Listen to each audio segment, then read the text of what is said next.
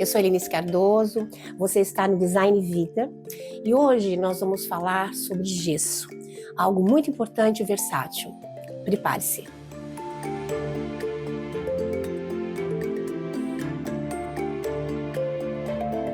O gesso é um item muito relevante nos projetos de todos nós, né, profissionais. Todos conhecem o pé direito. O pé direito a gente tem sempre um mínimo, né? O máximo ele não tem, ele vai até quando nós podemos seguir. Mas quando a gente usa, temos alguns desafios, como uma viga, por exemplo, isso depende muito de cada projeto, de cada estrutura. Vamos falar de prédios e também de casas. Ela altera.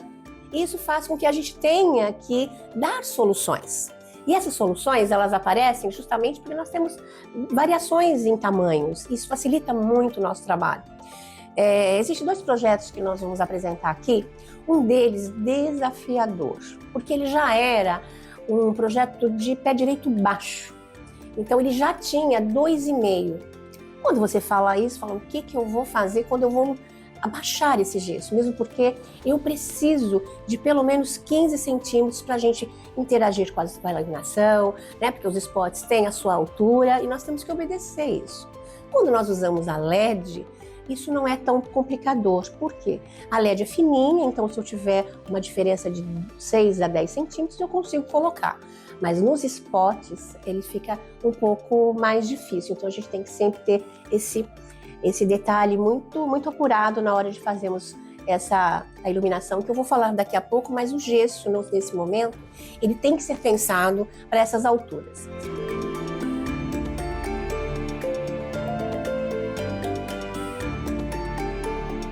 Numa dessas imagens, vocês vão ver um ambiente amplo, com vários vigamentos. Antes, quando nós pegamos o projeto, as lâmpadas, vamos dizer, elas ficavam no teto, usavam a própria laje.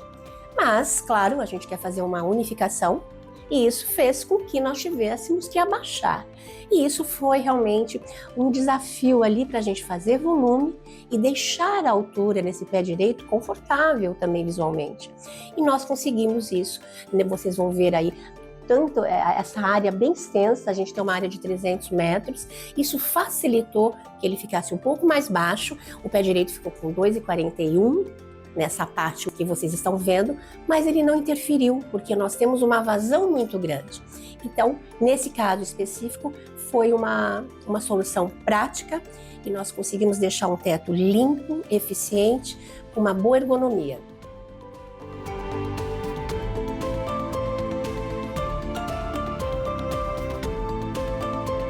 Nesse mesmo projeto, no momento que eu fui demolir as paredes, mesmo quando eu vou demolir, eu observo toda a estrutura, né, que há aquela demolição. Porém, nesse caso específico, não constava que ao demolir essa casa toda cheia de ângulos, eu encontrasse entre a sala e a cozinha 3 colunas totalmente irregulares. Então, uma tinha 25 por 25, a outra mais ou menos uns 22 e a outra 18 por 18.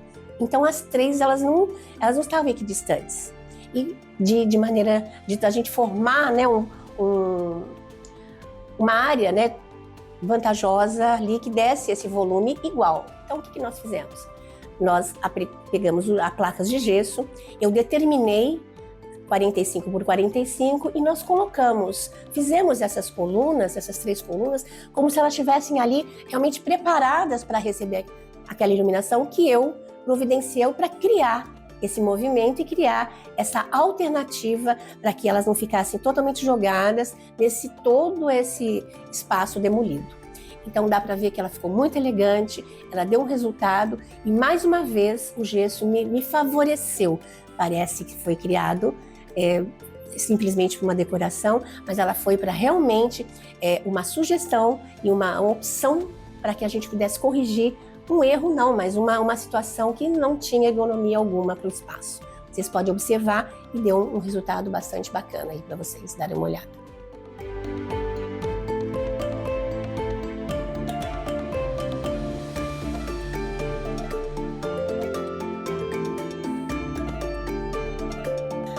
Nesse outro projeto, pode ser observado o seguinte detalhe. Foi encontrado na demolição uma viga de mais ou menos de 45 centímetros. Isso me impossibilitou de eu fazer um teto totalmente reto, totalmente clean naquele momento. E aí eu fiz realmente ali um gesso acompanhando essa metragem, onde a cozinha, esse espaço foi criado com uma metragem bastante baixa, se você olhar nu e cruamente. Ele ficou com 2,31, 10 centímetros, 11 centímetros acima de uma porta. Porém, eu tive uma vantagem. Nas laterais, onde eu tinha o teto totalmente amplo, eu mantive o pé direito com 2,60. E com a iluminação em torno, fez com que esse teto mais alto desse ao mais baixo uma alternância fantástica, e você não percebe que foi realmente uma opção para criarmos e não um defeito. Então, realmente ficou interessante e isso pode ser visto nessas imagens.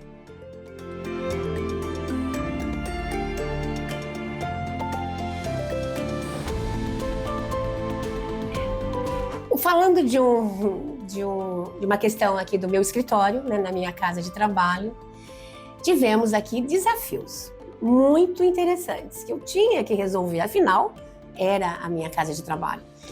E aqui nós tivemos aqui um problema com o pé direito. Nós temos um pé direito para esconder todos esses ligamentos. Ficou muito baixo, né? E esse baixo é 2,25. O que a gente faz com 2,25? Muito pouco, né? Diante de todo o contexto. Mas aqui eu tive soluções importantes que, mais uma vez, me deram essa facilidade usando uma iluminação própria. E no próximo episódio eu vou explicar mais sobre essa mágica da iluminação, ao qual eu coloquei exatamente acima da minha mesa. Mas isso é só para evidenciar o quanto o gesso nos possibilita N situações onde realmente o final disso é que vai fazer com que toda a parte de luminotécnico seja bastante importante nesses projetos.